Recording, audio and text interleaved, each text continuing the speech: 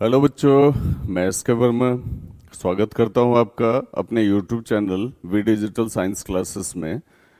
और matter in our surroundings चल रहा था, पता ही है आपको। और अब ये चैप्टर हमारा लगभग फिनिशिंग की तरफ है। उम्मीद है कि आप बहुत अच्छी तरह से स्टडी कर रहे होंगे, बार बार रिवाइज कर रहे होंगे, क्योंकि ज़्यादा से ज़्यादा पढ़िए, ज़्यादा से ज़्यादा रिवीजन करिए। कैरियर में सक्सेस जरूरी होता है बेटा, है ना। तो चलिए आज के क्लास को बिना समय गवाए हुए हम लोग स्टार्ट करते हैं। तो देखिए, मामला जो है, आज हम लोगों को सबसे पहले स्टडी करना है बेटा इवेपोरेशन और वेपराइजेशन के डिफरेंस को। इवेपोरेशन और वेपराइजेशन के डिफरेंस को स्टडी करना है। अब कहोगे सर, हम लोग तो समझते हैं कि इवेपोरेशन भी वही है, वेपराइजेशन भी वही है, दोनों सेम चीज है। ऐसा नहीं होता है बेटा। आपने बॉइलिंग पॉइंट पढ़ा है ना। अगर कोई लिक्विड, मान लीजिए कोई लिक्विड है, ये हीट किया जाता है और गैस में कन्वर्ट हो जाता है, वेपर में कन्वर्ट हो जाता है। कब? तो at the boiling point, boiling point पर जाके कन्वर्ट होता है। तो अगर मान लीजिए बॉइलिंग पॉइंट पर जाके कन्वर्ट हो रहा है, ठीक है, तो फेनोमेना बेटा वेपराइजेशन हो जाती है। क्या हो जाती है? फेनोमेना वेपराइजेशन हो जाती है। कोई भी लिक्विड अगर अपने बॉइलिंग पॉइंट पर गया, देखिए दोनों फेनोमेना में क्या होता है, यहां भी लिक्विड गैस में कन्वर्ट होती है, यहां भी लिक्विड गैस में कन्वर्ट होती है, ठीक है, अपने गैसियस स्टेट में कन्वर्ट होती है। लेकिन अगर हम इवेपोरेशन की बात करें तो बिलो द बॉइलिंग पॉइंट होता है, और वेपराइजेशन की बात करें तो एट द बॉइलिंग पॉइंट होता है। ये अंतर है दोनों में, वही मैं आपको समझा रहा हूं कि अगर एट द बॉइलिंग पॉइंट ये फेनोमेना हो रही है बेटा, तो वेपराइजेशन होता है। और अगर लिक्विड मान लीजिए गैस में कन्वर्ट हो रही है, कब कन्वर्ट हो रही है भाई? तो बिलो द बॉइलिंग पॉइंट। जैसे धूप है और नदी का पानी जो है वो गैसियस स्टेट में वाटर वेपर में कन्वर्ट हो रहा है, तो अब वो खौल तो नहीं रहा है, ये आप भी समझ सकते हैं। बॉयल तो नहीं कर रहा है, below the boiling point gaseous state में कन्वर्ट हो रहा है, फिर ऊपर जाके कंडेंस हो रहा है, बादल बन रहा है, फिर से बारिश हो रही है। होता है कि नहीं होता है? तो लिक्विड से गैस में कन्वर्ट होना दोनों कंडीशंस में हो सकता है बेटा। एट द बॉइलिंग पॉइंट भी हो सकता है, बिलो द बॉइलिंग पॉइंट भी हो सकता है। अगर ये एट द बॉइलिंग पॉइंट हो रहा है तब ये वेपराइजेशन कंसीडर होगा, और अगर बिलो द बॉइलिंग पॉइंट हो रहा है तब ये इवेपोरेशन कंसीडर होगा, है ना। दोनों में बात वही हो रही है। लिक्विड को गैस में कन्वर्ट करने के दो तरीके हो सकते हैं, एट द बॉइलिंग पॉइंट भी हो सकता है, बिलो द बॉइलिंग पॉइंट भी हो सकता है। अब ये बात आपके समझ में आ रही होगी। तो पहला डिफरेंस है इवेपोरेशन का। It is a process by which liquid changes to its vapour at a temperature below the boiling point, और it is a process by which liquid changes to its vapour at its boiling point. मैंने बता ही दिया आपको। अब एक चीज हमको बताइए कि दोनों में से फास्ट कौन होगा? लिक्विड से यहां भी गैस में कन्वर्ट हो रहा है, लिक्विड से यहां भी गैस में कन्वर्ट हो रहा है। दोनों में से फास्ट फेनोमेना कौन सी होगी? अब तुरंत कहोगे कि सर वेपराइजेशन फास्ट होगा सर, क्योंकि बॉइलिंग पॉइंट पर हो रहा है, फटाफट लिक्विड गैस में कन्वर्ट हो जाएगा। तो दूसरा डिफरेंस ये हो गया कि ये कंपैरेटिवली फास्टर फेनोमेना है और ये कंपैरेटिवली स्लोअर फेनोमेना है बेटा। इवेपोरेशन दूसरा डिफरेंस देखिए, it takes place at all the temperatures. Below the boiling point किसी भी टेम्परेचर पर हो रहा है। It takes place at only a fix temperature, that is the boiling point. समझ ही रहे हैं? अगला देखिए, टेम्परेचर में चेंज ड्यूरिंग इवेपोरेशन। इवेपोरेशन में कभी जो है टेम्परेचर बढ़ सकता है, कभी घट सकता है। अभी धूप है, ज्यादा है, दिन का समय है, 12 बजे का समय है, तो टेम्परेचर ज्यादा हो सकता है। सुबह का समय है, शाम का समय है, तो टेम्परेचर कम हो सकता है। लेकिन वेपराइजेशन में क्या होता है ना बेटा, यहां टेम्परेचर चेंज नहीं होता है, क्योंकि यहां एक फिक्स टेम्परेचर की हम लोग बात करते हैं, जो क्या होता है, बॉइलिंग पॉइंट होता है। ओके, ये तो मैंने आपको पहले ही बता दिया। It is a slow and silent process, आराम से हो रहा है, धीरे धीरे हो रहा है, चुपचाप हो रहा है, पता भी नहीं चल रहा है। लेकिन जब बॉयल करते हैं तो पानी बॉयल करता हुआ भी दिखता है और बड़ी तेजी से गैसियस स्टेट में कन्वर्ट होता है। तो it is a slow and silent process, it is a fast and violent process. ठीक है। Evaporation takes place only at surface of the liquids. Evaporation में आपने क्या देखा, अगर मान लीजिए नदी है, नदी का पानी वेपर में कन्वर्ट हो रहा है, तो क्या आपने उसके अंदर के पानी को ऊपर आते हुए देखा खोल खोल के? क्या नहीं बेटा, सिर्फ सरफेस से ही लिक्विड गैस में कन्वर्ट होती है, और इसीलिए इवेपोरेशन को सरफेस फेनोमेना कहा जाता है। ठीक है। और वेपराइजेशन की अगर बात करें, ये एंटायर मास में होता है, कहीं से भी कोई भी पार्टिकल उबल के ऊपर आ रहा है और गैसियस स्टेट में कन्वर्ट हो रहा है। इवेपोरेशन इट काउजेस कूलिंग, ये कूलिंग काउज करता है। कौन बेटा? इवेपोरेशन। ठीक है। और वेपराइजेशन जो है वो कूलिंग काउज नहीं करता है।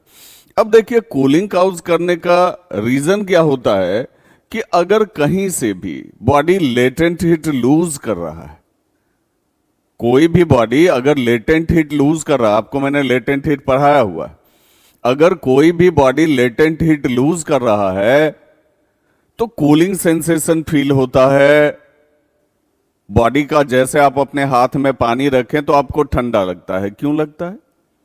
क्योंकि वो पानी आपके बॉडी के लेटेंट हीट को गेन कर रहा है। ठीक है। और वहीं अगर खौलता पानी रखें तब आपको गर्म लगेगा। क्यों लगेगा? क्योंकि वो आपके बॉडी को लेटेंट हीट प्रोवाइड कर रहा है। बर्फ आप हाथ में रखें, ठंडा लगता है। क्यों? वो आपके बॉडी से लेटेंट हीट को एब्जॉर्ब करके पिघल रहा है, तो बॉडी से लेटेंट हीट बाहर जा रही है तो ठंडा फील होता है। और बॉडी जब लेटेंट हीट गेन करता है तो कोई भी चीज गर्म फील होती है बेटा। ठीक है। तो इवेपोरेशन और वेपराइजेशन का डिफरेंस आपके समझ में आ गया होगा। चलिए आगे बढ़ते हैं बेटा। अब यहां हम लोग बात कर रहे हैं रेट ऑफ इवेपोरेशन की। अभी आपने इवेपोरेशन पढ़ा, अरे वही वाला बिलो द बॉइलिंग पॉइंट जो होता है वही इवेपोरेशन सर। ठीक है, उसी की बात कर रहे हैं। तो इवेपोरेशन कौन कौन से फैक्टर्स पे डिपेंड करता है, हम लोग इसकी बात करते हैं। You must have observed that the rate of evaporation increases. Evaporation increase करेगा कब? तो अगर आप सरफेस एरिया बढ़ा देंगे, मतलब इवेपोरेशन सरफेस एरिया पर डिपेंड करता है। ठीक है। जैसे कपड़ा आपने धो लिया, निचोड़ दिया, और निचोड़ करके वैसे ही तार पर रख दिया, फैलाया नहीं, तो उतने ही एरिया पर धूप लगेगा। हो सकता है कपड़ा 4 दिन में सूखे, 8 दिन में सूखे, ना सूखे। लेकिन उसी को अगर फैला देते हैं तो सरफेस एरिया बढ़ जाता है, पूरे एरिया पर धूप लगती है, इवेपोरेशन का रेट बढ़ जाता है और कपड़ा आपका तेजी से सूख जाता है। मतलब कहने का सेंस बेटा ये हुआ कि इवेपोरेशन सरफेस एरिया पर डिपेंड करता है। एरिया बढ़ाएंगे इवेपोरेशन बढ़ेगा, एरिया घटाएंगे इवेपोरेशन घटेगा। एन इंक्रीज ऑफ टेम्परेचर, अब ये तो स्वाभाविक सी बात है, टेम्परेचर बढ़ाएंगे इवेपोरेशन बढ़ेगा, टेम्परेचर घटाएंगे इवेपोरेशन घटेगा। अब ध्यान रखिएगा, टेम्परेचर को बॉइलिंग पॉइंट तक नहीं बढ़ा देना है। बॉइलिंग पॉइंट तक बढ़ाइएगा तब तो इवेपोरेशन नहीं होगा, तब तो वेपराइजेशन हो जाएगा बेटा। ए डिक्रीज इन ह्यूमिडिटी। ठीक है। अब ह्यूमिडिटी क्या होता है आपने पढ़ा होगा। Humidity is the amount of water vapour present in air. ठीक है। अगर एयर में वाटर वेपर आप देख रहे हो, वाटर वेपर की क्वांटिटी देख रहे हो, तो वो क्या कहलाता है बेटा? उसका ह्यूमिडिटी कहलाता है। अब सिंपल सी बात है कि अगर एयर में ह्यूमिडिटी ज्यादा होगी, मोर ह्यूमिड एयर होगा, ठीक है, वाटर वेपर की क्वांटिटी उसमें ज्यादा होगी, ह्यूमिडिटी ज्यादा होगी एयर की, इवेपोरेशन स्लो हो जाएगा। जैसे बारिश के महीने में कपड़ा अगर डालो तो थोड़ा सा देर से सूखता है, क्यों भाई, एयर में पूरा का पूरा वाटर वेपर पहले से भरा है, तो अब नया वाटर वेपर जो है इवेपोरेशन से जो नया वाटर वेपर आएगा वो जाएगा कहां, जगह ही नहीं है एटमॉस्फेयर में। तो अगर ह्यूमिडिटी की बात करें तो वो इवेपोरेशन को स्लो करता है। समझ में आ रही बात? ह्यूमिडिटी ज्यादा रहेगी इवेपोरेशन कम होगा, ह्यूमिडिटी कम रहेगी इवेपोरेशन ज्यादा होगा। ठीक है। और इंक्रीज इन विंड स्पीड, कभी कभी आप देखते होंगे कि धूप नहीं भी है तो भी कपड़ा सूख जाता, हवा में भी सूख जाता। जैसे मान लीजिए ठंडी का महीना है, मां कपड़ा साफ करती हैं, वॉशिंग मशीन में सुखा देती हैं, ठीक है। उसके बाद आपने देखा होगा कि घर में किसी तार पर फैला के पंखा चला देती है, सुबह तक कपड़ा सूख जाता है। मतलब विंड में भी वो ताकत है कि वो जो है वाटर वेपर को दूर करता जाता है, दूर करता जाता है, और धीरे धीरे हमारा कपड़ा सूख जाता है। तो हवा भी अगर तेज रहे तो भी इवेपोरेशन का रेट हाई होता है बेटा, हाई हो सकता है। ठीक है।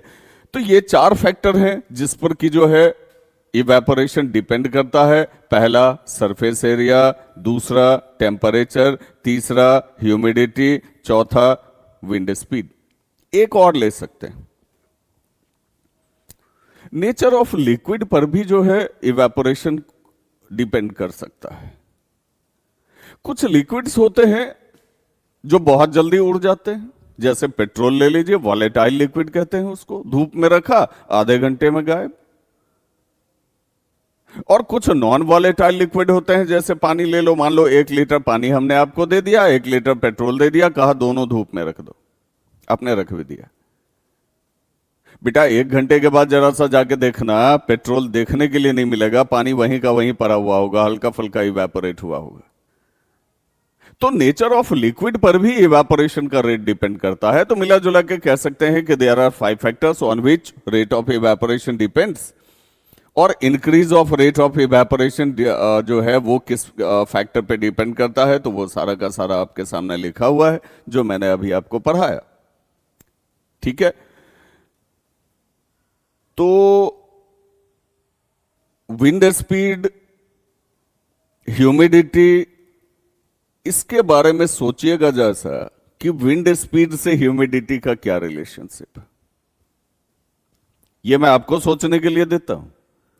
विंड स्पीड से ह्यूमिडिटी का क्या रिलेशन है, और विंड स्पीड जब हाई होती है तो कपड़ा जल्दी कैसे सूख जाता है। ठीक है, निश्चित ही सोचिएगा। तो अगर आपको मेरे पढ़ाने का तरीका पसंद आ रहा हो तो निश्चित ही मेरे चैनल को लाइक करें, मेरे चैनल को सब्सक्राइब करें, वीडियो लेक्चर्स को लाइक करें, और बेल आइकन तो निश्चित ही प्रेस कर लें ताकि जैसे ही कोई नया लेक्चर अपलोड हो उसका नोटिफिकेशन आप तक पहुंच जाए। बेटा best of luck, have a good day.